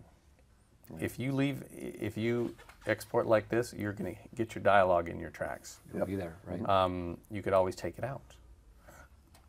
But this is another place where roles comes in handy because you can not only have things like this separate, you can also have them collected, which is nice. And then you could just have a picture file and then a sound file with all your information. And to go one step further, what's really great about this is you can save this as a preset. Yeah. So, for example, if you're exporting quite frequently video and then effects and audios is rolled into one file, you'd say, I don't have to hit the plus and minus every single time. I just do save as, and I can create a little preset for roles. So every time I want to just export those roles out, that way I can. It's really fantastic. More little thing, just because you guys actually showed this I learned this on a MacBreak Studio. I had no idea this was actually the case, but if you come over here in the timeline index and you type in effects, you can then use this to quickly do whatever you want to do with stuff. So I'm just going to delete all my effects right there. Or put them in a compound clip because you want to do something. Yeah. Or I forgot about that. So you can go and just exactly new compound clip and call this sound effects. Yeah. And if you do, then you can can mix down and apply put a compressor compressor, to that or whatever, EQ, etc. Yeah. This is way more powerful than the silly track paradigm, in my opinion. You're right. Yes. It's just, again, it's always like the editors who go, oh, this isn't like, I have to go back to this, I have to go back to that, because they just don't understand it. But I just feel like the longer I go using this, using this paradigm, and I don't edit nearly as much as you guys do. In fact, I kind of push, I definitely use Final Cut enough where I'm pushing things out, and we do a lot of Final Cut projects, and I get in there and noodle with something for a couple minutes, but I'm not as experienced. But I go back to the old track paradigm, and I'm just like, oh, this is really frustrating. It's terrible. Yeah, no, absolutely. I think we answered that question. We did. We nailed it. We slammed it into the ground, and then we just kept on drilling. Yeah. So this is again from Alex. He said, for those who work in motion, what features would you like Apple to add soon? From Alex 40 Goldner from London, Zone 2, Northwest. So feature request for motion. I mostly just want little things to work right. There's some little things you can't gear down scaling something. If you try to, like usually you can hold the option key to gear down making a parameter change, so it makes a very small change. And sometimes I want to scale something very precisely. Every other parameter, position and rotation, you can gear down, but scale still goes from 99 to 100 to 101 when you try to gear down. There's a few things with the keyframe editor that are still don't work the way I expect them to, with changing interpolation and copy pasting keyframes. And that's my main thing, is I want the things that are there to work. There's some issues with some behaviors that don't work right. You can't apply the same, if you apply the same behavior multiple times, the future ones won't work. Like you try to apply the motion path behavior once and then use it again later, it kills all the rest of them. Or if you want to draw something on with a write-on behavior and then have it write off later, forget about it. It's just logical, it should work. But there's just a bunch of, I mean, there's not a ton of stuff, but enough that there's niggling, bothersome things. For me, soft scaling. It's, yeah, there you go. So if I scale something down, I feel like I should get a sharper image or something that looks better. And I tested it head to head. Rendered two things out, one out of After Effects, one out of Motion, and then I had to finish the project in After Effects because I just could, the Motion wasn't giving me the sharpest one. And also being able to have arbitrary frame rates. I know it sounds like a really crazy thing, but and even After Effects doesn't like it. But there are certain things, so like the countdown clock that we show here is done in After Effects, not Motion. For Final Cut 10 is done in After Effects because we're capable of doing 1 frame a second, which for us is important, and so arbitrary frame rates for a variety of different display needs. Alex does make a frame counter, which I'm not sure if it's on his website. But I don't want a frame counter, though. I need a time counter. So, and Alex, if you want to talk to me about it, just send me an email and we'll talk about a time counter. So we do countdown clocks. We do lots of countdown clocks. Oh, in reverse order. Okay. In reverse order and time, I'm using a frame rate to do it. Like I'm doing the time code thing, but then there's lots of cropping and things, and it's a pain in the neck, and it could be done a lot better. And Alex, if you want to write something, then let me know. I will add one more thing, which is some color correction similar to what's in Final Cut, because there's no real kind of three-way color corrector or color board or whatever in Motion that allows you the kind of manipulation of color that you can do in Final Cut. No scopes. Publish that to Final Cut. What's that? Then you could just publish it to Final Cut. Yeah, I guess so, but I want to do it while I'm there, Yeah. Well, no, I mean, if it was in Motion, then you can publish it there, right? Which you actually can. We have a little episode on creating a three-way color corrector in Final Cut by using the RGB filter in Motion, which basically brings up color wheels, but it's the OS 10 color picker. That is your color wheel. It just doesn't. It's not that efficient. Next question. And this is from Steven, and he said, can you please suggest some companion applications for Final Cut 10, for example, FX Factory? What are you doing, Stephen? He just wants to know other things that you do with Final Cut. Like what other apps do you... Edit Ready, have you guys used Edit Ready? No, we talked about that before. Were we talking about that before? You Did I did, talk yeah. about that? Okay, anyway, I use it. I do a lot of conforms. Like I grab something that I downloaded, like H264, from someone who... A lot of times our events have to be edited really quickly. So someone's doing the event in DC, but we have to edit it in San Francisco, and instead of sending over a Final Cut, an Apple ProRes, they compress it to H264, they upload it, and they send it to us, and then we use Edit Ready to reconform it to... One of my favorite little things is the XFX handler by Spherico. It lets you look at an XML and turn off or delete any effects, third party or otherwise, from the XML file, which comes in handy because sometimes they won't re-import if they have funky it's corrupt or plugins. Something. Yeah. Yeah, we're pretty touchy about, like, we do outsource a lot of stuff, and making sure that people, when they send it to us, they send them flat. Like, whether it's After Effects or whatever, we're like, I get the effects there, but I need a layer that I can turn on and off that is your effect, or whatever, but I need to, you to figure out how to do that for me because I don't want to get anything that requires me to go buy a $500 plugin to open up your project. That's Yeah, well, this XFX handler is free as far as I know. Oh, to turn it off. It's It's great. great. Spherico, S-P-H. Yeah, it's Andres Kiel. Spherico. Yeah, tools. Spherico. S-P-H-E-R-C-E. I can't even spell it. Spherico. Yes. Like Serpico, but Exactly. Spherico. All right, next question here. I think next question here. This is from Scott Gillies, and he said, anyone have a good method for assigning... Oh, that one came up again for some reason. Hold on. That was... Still a Somebody That was the folding up keyboard. old It's still a good one, and we already answered that one. We Yes. had a Let's good, answer it we had a again. good You can time. answer it For some again. reason, it came back up as a popular one back in here. This is from Mika Blazer from Amsterdam, Netherlands. I've created an effect in motion with a drop zone. I want the drop zone to be still. How does this work? Now I first have to export a still RE import into in Final Cut 10. If you want to put a still into a drop zone, it has to be a still. It sounds like what they want is to be able to drop a video into a drop zone, but just have it be still, have it be some still frame out of the video. I don't know a way to do that. Is it I still? think, yeah, you just need to put a still in that drop zone. Okay, there you go. That was an easy one. All right, next one here we have, this one I got faked out here. This is from Alton Christensen, and he said, "Is there a way to resync or lock in place clips when working in a multicam layered clip view? It's too easy to move the clips when making adjustment to the individual audio-video layers." Say that again. Here we go. I'll repeat that. These are good questions. All right. Is there a way to resync or lock in place clips when working in a multicam layered clip view? Yes, you can. It's too easy to move the clips, making adjustments to the individual audio and video layers. You can lock it in place. In Well, the you can't multicam lock editor. it, but you can always resync it. Yeah. So do we have any multicam? We don't have an multicam. Yes. thing open right Wait, here. no. Just we're not sync on two my of the same computer. thing All together. right, here we go. We'll just do it Make real one. quick. So new multicam clip and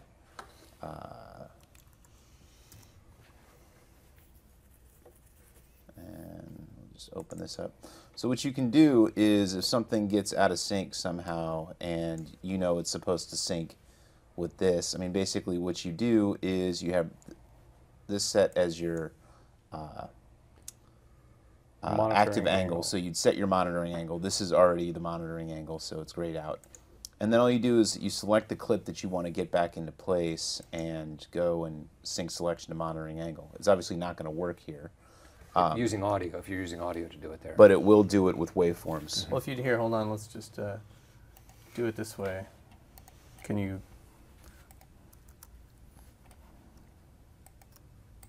Oh yeah, you can probably just bring that into the So, multicam. Okay, so Yeah, just add an angle there. or just so there's one with the same. That's the same thing, all right? And then you can throw that one out of two of the sync. same thing. Yeah. And then hit the. hello. I wish I was better at operating a mouse. So there you go. Yeah. And there's actually, sometimes you can't sync by audio though. In fact, this big project had these 4-hour timelines. We had a GoPro. It was turned on and off. It was the one angle that was sort of a pain in the neck because the audio sync would take too long. It'd search and search and search. Even though we kind of got them in the general right place, forget it, we just did it by hand. So you could either draw markers or there's this option to sync to monitoring angle, which brings up a display, lets you skim to the frame you want to sync to. It's a lot like match color, where you sync That's to the what that frame. is. I always wondered what Yeah, this it's thing just is. like match color. So you skim to the frame you want to match to, you click, and it'll jump to and sync to that frame. And it's finding the image anywhere in the other. Yeah, it's just like match color, but for audio, basically. It's kind of cool, isn't it? I find it difficult to use. I Does end it up go just setting from the markers. start of the clip, or where does? Wherever your playhead is, you find Oh, this okay. for the one clip, and then you say, hey, I basically want to line this frame to this clip with this frame of this clip. Right. But I prefer to use markers. But that's what it does. I just set markers on both of them. And a lot of times when I'm syncing something that is, I've got a program edit, and then I've got all the ISOs, so a lot of times when we come back, a lot of times someone actually did a cut. So they've got a cut, and a lot of times we'll try to edit as much as we can with our live cut. It's going to save us a lot of time. But we have ISOs like, oh, I really wish we had hung on this person a little longer. I wish we had done something else. And so we want to line it. We want to sync all those in. Sometimes those ISOs don't have any audio. And a lot of times what I'll do is I'll get close. And we do this with both, whether I'm lining something up in Photoshop or an effects layer or anything else. And this is very old-fashioned, so this is not a cool tool.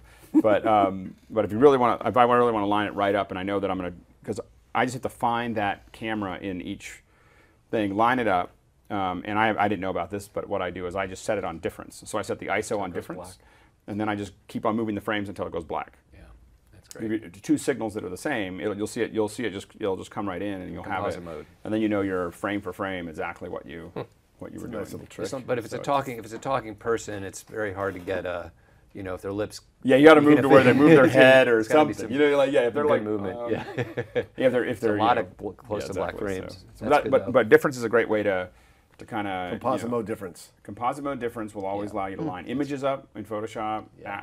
Love that. Clips up, everything else. Frame for frame. Like 15 years ago or something, we used to do those Photoshop meetings down on Market Street. Yeah, way back there with Greg Apodaca. So is that someday we're gonna do one around like this. But there isn't. The good question he asked is like, hey, once I've got it in sync, I want to lock it in place because it sounds like I'm accidentally dragging it out of sync again, and I don't know of any way to do that. I don't think he. Also, I ran into this thing recently where there was multiple. We had a bunch of clips that went over a bunch of times, and so there was in the same angle, multiple clips. Yeah. Well, it was in two angles where there was like all of one camera, but there was breaks in it, and then there was all of another camera, there was breaks in it, and there was a couple of things that were really small that got synced incorrectly, and you couldn't take them out. You can though. Oh, you mean delete them out? Yeah, I mean I just ended up Ving them, turning them off, and leaving them in place. One thing to know is that when you are working in this angle editor, let me just leave part of it out there. So I just took a chunk out. When you go into the angle editor, I'm just going to make some breaks here. Automatically, look at this tool here, it switches to the position tool. Right. Okay, without you doing anything, and that's what allows you to, that's why in the angle editor you can drag things around, because if you were back, if you pressed A, it still worked. Yeah, I thought I tried that. No, see there, it's dragging, it's not letting me drag it. Well, I guess, see there, I can't drag it away. But if I go back to position tool, that generally automatically goes into that. But if I said, hey, I don't want this one in there, I should be able to just delete and get rid of it. That's weird because it didn't work that way for me for some reason. I blame I bet you if you put like a blade between these two, maybe, like I doubt it'll let you. Yeah, it's not going to let. Yeah. So it's going to work the way the magnetic timeline probably unless works. you're in the position tool. Yeah. All right, a couple more questions, and then I think we're gonna wrap it up here. Andy Seal asks, Yosemite now has batch file renaming in the Finder. Is there any way to use this to advantage with Final Cut 10? Sure. Probably. I would use it for time-lapse workflow. I got a bunch of images that I pull up my card. I don't want them, DCIM or whatever the Canon names it, CR1, CR2. I want them, mountain with clouds, mountain with clouds, 1, 2, 3, 4, 5, 6, 7, 8. Rename them in the Finder, bring them in, they're already renamed when they show up in Final Cut. So yes, I would use that for a time lapse. That's a specific instance of why I would use it. Although I'm not sure it's any faster than doing it in Final Cut. Maybe not. With a batch rename with a batch rename. Oh, that's right, because you can batch rename in Final Cut. Here, I mean, you can do the exact same thing within Final Cut if you wanted to. The difference being is that there would be a parity between the file name in Final Cut and the clip name in Final Cut. And I guess the question is, do you want the file name changed? And that's the only, because if you're on the camera archive, then you're going to have a problem. So do you want something that's destructive or non-destructive? Yeah.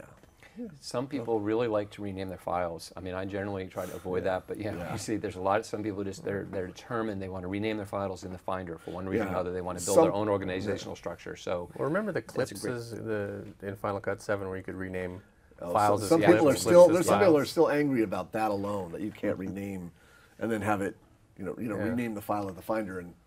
But then here's a way: if you really want to batch rename your stuff in the Finder, that's a great way to do it with the Yosemite. Next question here.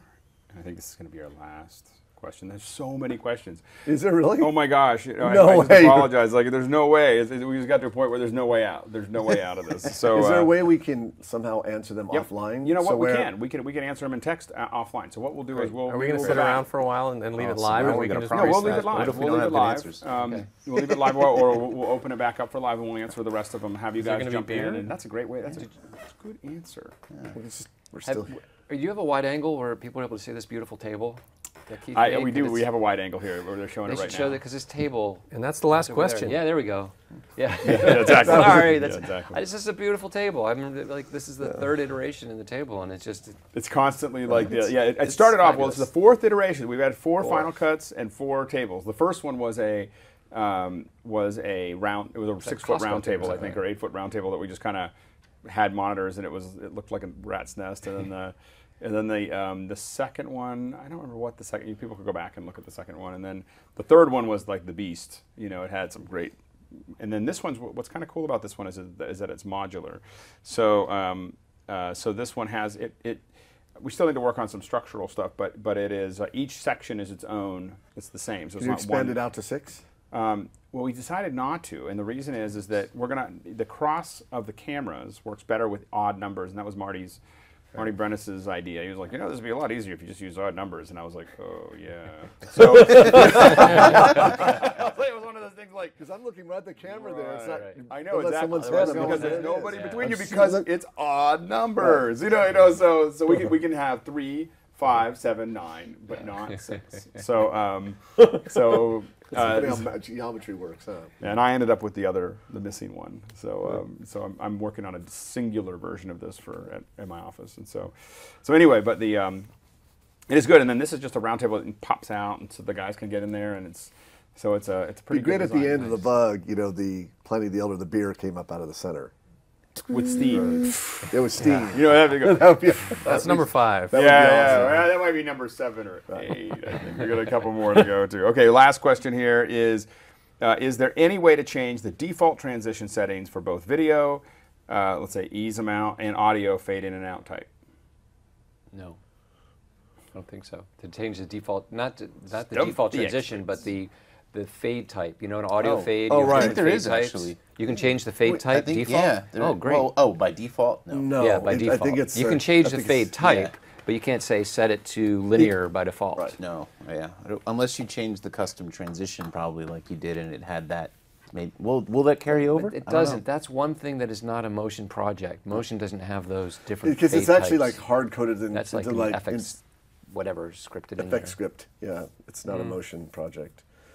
Yeah, so what was basically asking is you put the transition on a cut point, and it, as you saw earlier, it applies the cross dissolve to the video and the audio, and you go into the inspector, and it gives you 4 cross dissolve types: linear, exponential,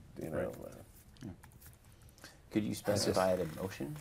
Does it carry through if you did it in the? S curve. But you can't actually set it in motion. You can't. Can The you answer's drag no. effects out of there into So if an you, event?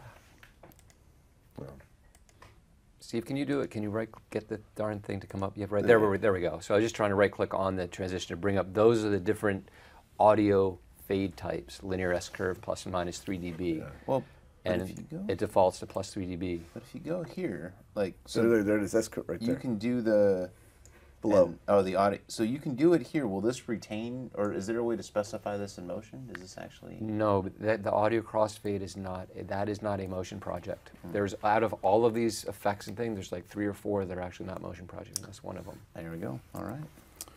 So we're going to leave this project open.